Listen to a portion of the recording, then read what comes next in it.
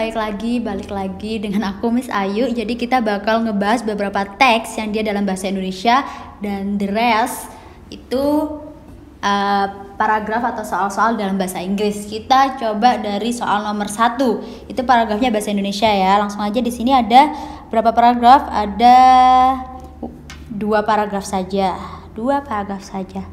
Langsung aja kita baca ya. Dalam beberapa tahun terakhir, mulai banyak para pasien anak dan remaja yang memiliki keluhan pada tulang belakang. Padahal, rasa sakit seperti ini biasanya dialami orang yang berusia 40 tahun ke atas. Anak dan remaja ini ternyata gemar menggunakan gadget seperti telepon pintar, komputer, dan tablet. Banyak dari mereka yang bermain gadget sambil tengkurap, membungkuk, atau lehernya ke bawah untuk menatap layar monitor, sehingga kepala membebani leher. Ada pula yang badannya bersandar di kursi dengan posisi layar lebih tinggi daripada mata. Di samping itu, juga ada yang memiringkan kepala ke satu sisi untuk menyebit gadget di antara telinga dan pundak ketika menelepon. Apabila ini dilakukan terus-menerus, tulang belakang akan protes dengan mengirimkan sinyal nyeri. Jadi di paragraf 1 itu dia membahas tentang kenapa sih banyak banget pasien atau anak remaja yang memiliki keluhan pada tulang belakang, yang mana seharusnya keluhan itu biasanya dirasakan oleh orang yang berusia 40 tahun ke atas. Gara-garanya apa? Akhirnya dijelaskan lah gara-garanya, yaitu ketika bermain gadget dengan segala posisi yang sudah dijelaskan di paragraf 1 ya. Kita lanjut ke paragraf 2. Ada beberapa macam sensasi nyeri pada tulang belakang, seperti ditusuk-tusuk, kesemutan, tersetrum, dan nyeri cenut-cenut seperti sakit gigi. Pada nyeri yang diakibatkan gadget, biasanya sensasinya seperti tersetrum. Nyeri ini memang tak berbahaya. Akan tetapi, jika dibiarkan terus-menerus, nyeri ini bisa merusak postur tulang. Ada 3 tahapan nyeri pada tulang belakang, yaitu rasa nyeri yang dialami otot, kemudian menjalar ke sendi, dan terakhir mengenai tulang. Oke, kalau yang paragraf kedua itu dia ngebahas tentang sensasi nyeri pada tulang yang disebabkan oleh gadget, dan itu ada tahapannya ya. Yang pertama, nyerinya itu dialami oleh otot, kedua sendi, dan akhirnya sampailah ke tulang. Makanya mereka sering merasakan keluhan pada tulang belakang. Oke, yang ditanyakan di nomor 1 adalah berdasarkan paragraf pertama ya, terdapat kesalahan penulisan kalimat sehingga tidak efektif.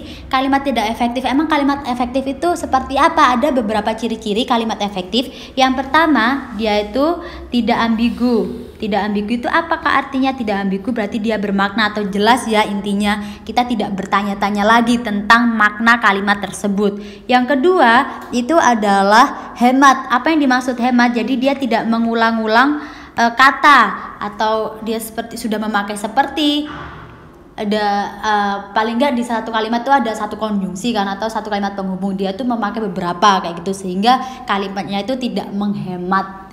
Terus yang ketiga itu apa? Contohnya logis. Yang dimaksud logis itu apa? Logis itu dia itu bermakna. Jika ada salah satu kata dihilangkan, dia tuh masih bisa berdiri, atau kata-katanya itu independen ya, kalimatnya bisa berdiri sendiri kayak gitu, masih bermakna seperti itu yang dinamakan logis.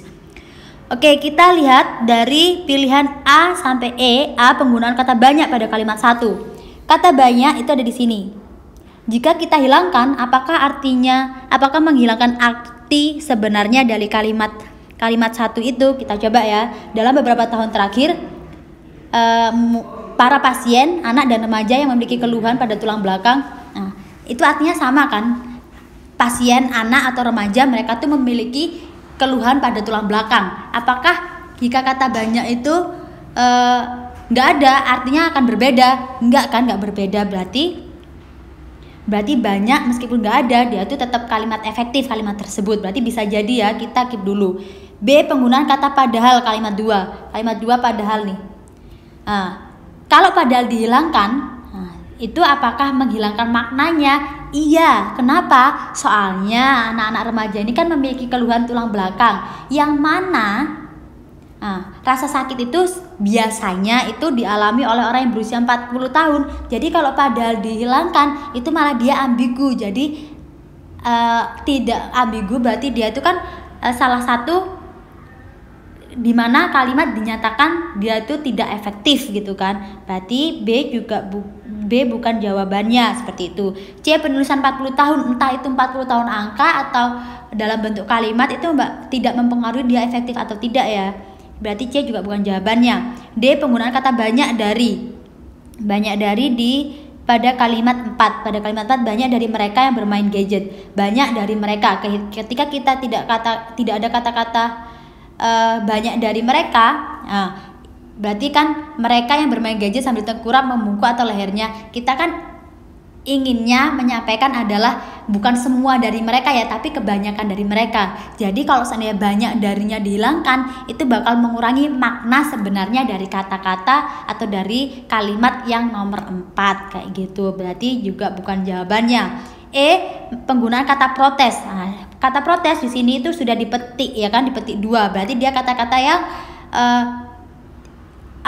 dia kata-kata yang maknanya memang dibutuhkan di situ atau dia itu yang penting kayak gitu kan. Jadi kalau saya dihilangkan, terus kalau dia dihilangkan berarti maknanya apa dong kayak gitu kan? Dia nggak bermakna dong, berarti dia tidak efektif kayak gitu kan. Berarti dia protes itu masih dibutuhkan. Kita tahu jawaban yang benar untuk nomor 1 adalah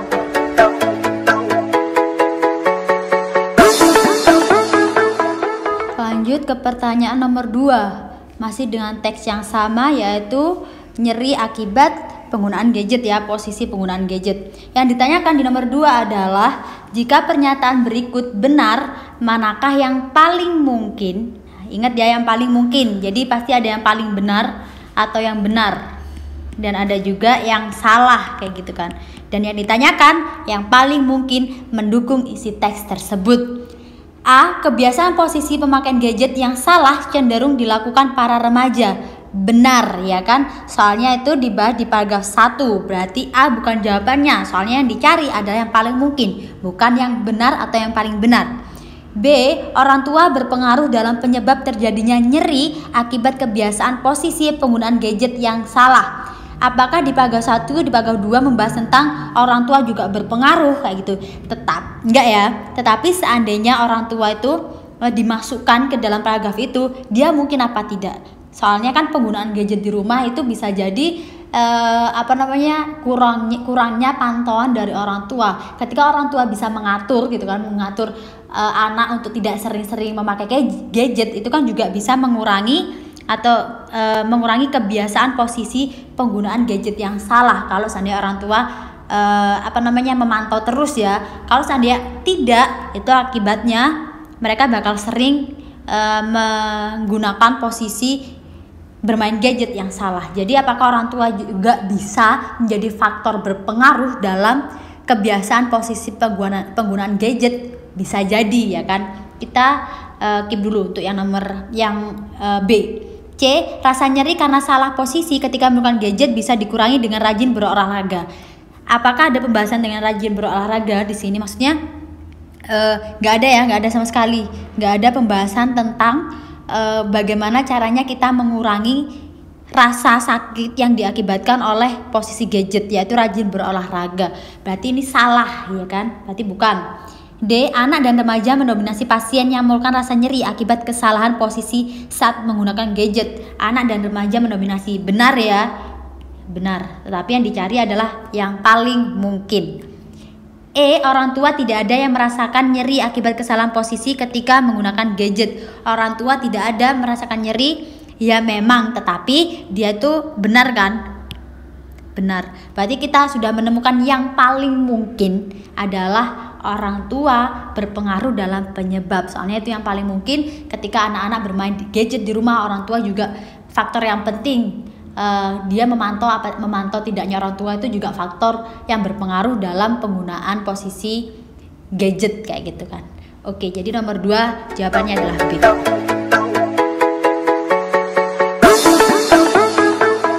Untuk pertanyaan nomor 3 itu sudah dengan teks yang berbeda. Kita bahas teksnya ya. Teksnya yaitu revolusi di bidang teknologi. Berarti revolusi itu apa? Revolusi itu adalah perubahan ya. Revolusi itu adalah perubahan. Revolusi di bidang teknologi informasi menghasilkan berbagai produk dan program baru di pasar dunia. Revolusi itu mengubah berbagai segi kehidupan masyarakat. Teknologi internet, CD-ROM, dan jaringan televisi internet yang mampu menerobos batas kehidupan pribadi sangat mempengaruhi perkembangan pariwisata. Oke, berarti di sini ngebahas tentang bagaimana revolusi atau perubahan di bidang teknologi dan informasi itu mempengaruhi atau mengubah berbagai segi kehidupan di masyarakat kayak gitu. Yang kedua itu ngebahas tentang pemasaran pariwisata. Soalnya paragraf 1 kan di kalimat akhirnya membahas tentang perkembangan pariwisata. Akhirnya di paragraf keduanya dia memaparkan lagi pemasaran pariwisata yang bagaimana kayak gitu kan. Pemasaran pariwisata berupa penawaran produk dan harga, misalnya lebih mudah dilakukan melalui internet yang dihubungkan ke jaringan komputer pelanggan di seluruh dunia. Calon konsumen juga lebih mudah memilih produk wisata yang diinginkan dan disesuaikan dengan kemampuan keuangannya. Dan di paragraf 2 itu dia pemasaran pariwisata seperti apa. Jadi lebih gampang aja ya, dengan adanya teknologi informasi. Sekarang orang-orang itu berbelanja untuk belanja nggak harus ke tempatnya, atau jika ingin berpariwisata mereka bisa secara online saja melihat destinasi mereka yang mereka inginkan itu seperti apa dengan budget berapa kayak gitu kan. Jadi nggak perlu kita cek lokasi kayak gitu. Selanjutnya, revolusi teknologi serupa ini akan mengubah prinsip pariwisata dan membuat pembaruan atas pola yang berlangsung selama ini. Pasar yang semula bersifat massal akan berubah menjadi lebih khusus dan selektif kayak gitu. Jadi kalau ini lebih ke efeknya nanti seperti apa kayak gitu ya. Yang ditanyakan di soal nomor 3 adalah gagasan utama. Dalam paragraf pertama itu ngebahas tentang apa? Apakah revolusi di bidang informatika? Apakah dia membahas tentang revolusi di bidang informatika, nggak cuma informatika ya? Lebihnya itu di bidang teknologi. Jadi nggak cuma di bidang bagaimana informasi tapi teknologi informasinya yang dibahas di situ. Jadi ini terlalu spesifik kalau ini ya. Oke. B, perubahan dalam segala segi kehidupan. Apakah di paragraf pertama itu membahas tentang perubahan dalam segi kehidupan seperti apa gitu ya? Apakah dibahas menghasilkan berbagai produk, program di pasar dunia, mengubah berbagai segi kehidupan masyarakat seperti ini kan dibahas. Maksudnya apa saja yang dirubah gitu kan, seperti teknologi internet, CD-ROM, dan jaringan televisi. Bisa jadi. Kita keep dulu yang B. Yang C, masalah dalam kehidupan pribadi. Kita nggak bahas tentang masalah dalam kehidupan pribadi ya di paragraf 1. Setelah itu D, masalah jaringan telekomunikasi. Kita juga tidak membahas tentang masalah. Yang pasti C dan D itu salah. Soalnya kita nggak ada sama sekali membahas tentang masalah-masalah yang terjadi di kehidupan pribadi ataupun di jaringan telekomunikasi. Yang E, program baru di pasar dunia. Di pasar dunia memang benar sih, di pemasaran pariwisata pasar dunia kayak gitu, tapi dia terlalu general atau terlalu umum. Sedangkan kita untuk paragraf selanjutnya setelah paragraf 1 itu membahas tentang pemasaran pariwisata kayak gitu. Oke, berarti jawaban untuk nomor 3 adalah B. Gagasan utamanya adalah perubahan dalam segi kehidupan yang diakibatkan dari revolusi di bidang teknologi informasi.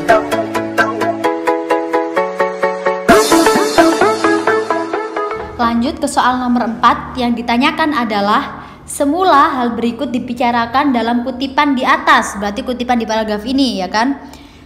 Kecuali, jangan lupa kecuali berarti kita nyari yang salah ya kan. Apakah A, perubahan seluruh kehidupan pribadi masyarakat? Ingat, apakah di paragraf atas itu membahas tentang perubahan di kehidupan pribadi masyarakat? Yang berubah itu adalah segi kehidupan masyarakat. Memang dibahas kehidupan pribadi masyarakat, tetapi yang dibahas itu adalah ini ya, dan jaringan televisi internet yang mampu menerobos batas kehidupan pribadi. Yang mampu menerobos itu akibat dari revolusinya. Jadi bukan berarti kehidupan pribadinya mereka itu ikut berubah kayak gitu. Berarti ini bisa jadi yang salah. Tapi kita lihat yang B, C, D, dan E. B, revolusi teknologi, apakah benar? Iya ya, dia membahas tentang revolusi teknologi, berarti dia benar. C, pengaruh perubahan teknologi informasi. Iya, soalnya di 2-3 di paragraf selanjutnya itu membahas tentang pengaruhnya perubahan teknologi atau revolusi teknologi informasi itu dapat mengubah apa aja, pengaruhnya apa aja, di bidang apa aja kayak gitu kan. Berarti C juga benar. D. Perkembangan dalam pasaran pariwisata. Pasaran pariwisata itu juga dibahas di paragraf 2 dan 3. Berarti dia juga benar. E. Pasaran pariwisata menjadi selektif. Selektif juga ada di kalimat terakhir ini. Berarti dia juga benar gitu kan. Berarti jawaban yang kecuali yang salah yang nggak ada di paragraf ini adalah perubahan seluruh kehidupan pribadi masyarakat.